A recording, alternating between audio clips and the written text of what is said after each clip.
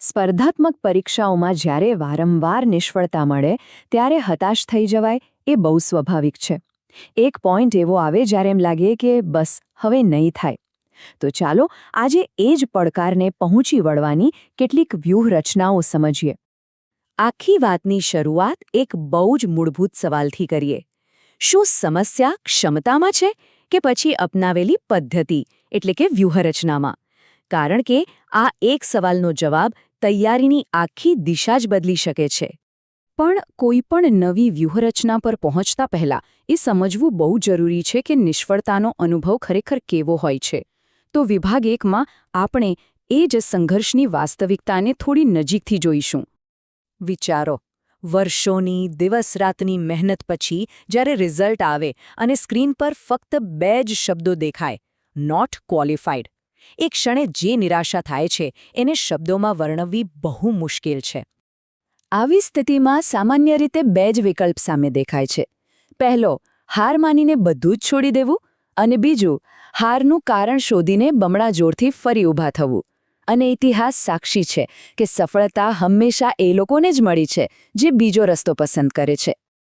તો સવાલ એ થાય કે જે લોકો બીજો રસ્તો પસંદ કરે છે તેઓ નિષ્ફળતાને કઈ રીતે જુએ છે? અહીંથી જ વિચારસરણીમાં એક મોટો બદલાવ લાવવાની જરૂર છે. વિભાગ 2 એ જ સમજાવે છે કે નિષ્ફળતા કોઈ અંત નથી, પણ એક પ્રકારનો ફીડબેક છે.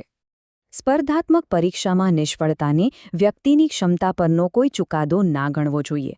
એ તો ફક્ત એક સંકેત છે, એક ફીડબેક છે, જે બતાવે છે કે તૈયારીમાં ક્યાંક તો કચાશ રહી ગઈ છે.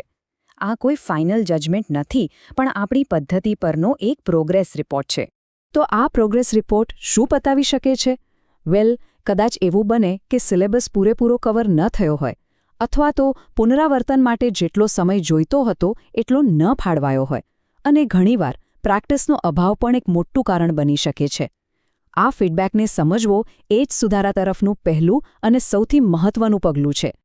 ઓકે, તો હવે જ્યારે આ ફીડબેક સમજાઈ ગયો, એટલે કે પ્રોબ્લેમ ક્યાં છે એ ખબર પડી ગઈ, તો આગળનું પગલું એકદમ સ્પષ્ટ છે: એક્શન.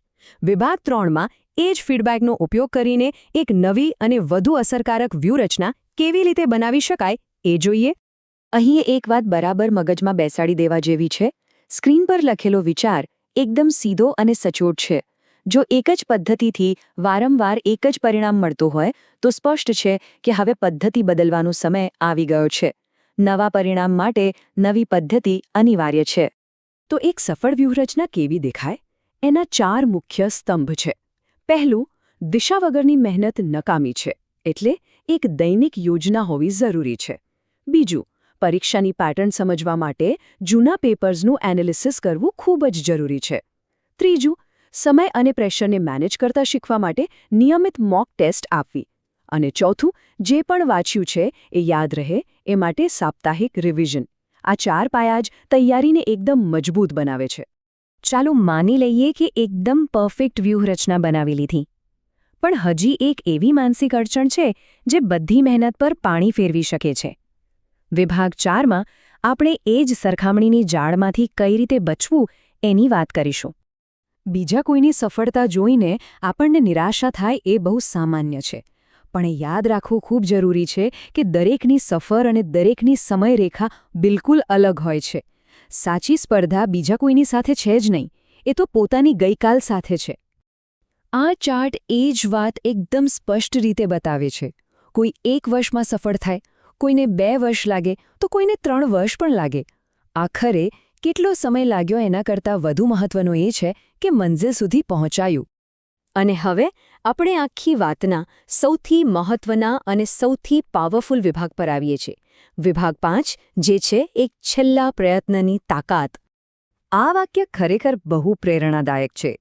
નિષ્ફળતા આપણને રોકવા માટે નથી આવતી, એ તો આપણને વધુ મજબૂત બનાવવા માટે આવે છે.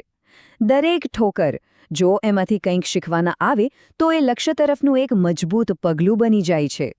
ઘણીવાર એવું જ બને છે. જ્યારે એમ લાગે કે બસ હવે હાર માની લઈએ, ત્યારે જ સફળતા કદાચ બસ એક જ પ્રયત્ન દૂર ઊભી હોય છે, અને છેલ્લા પ્રયત્નની હિંમત જ આખી ગેમ બદલી નાખે છે. તો આખી વાતનો સાર શું? નિર્ણય એકદમ સીધો અને સરળ છે. છોડવાનું નથી. આ એક જ નિશ્ચય અંતે મંઝિલ સુધી પહોંચાડે છે. બસ હાર ન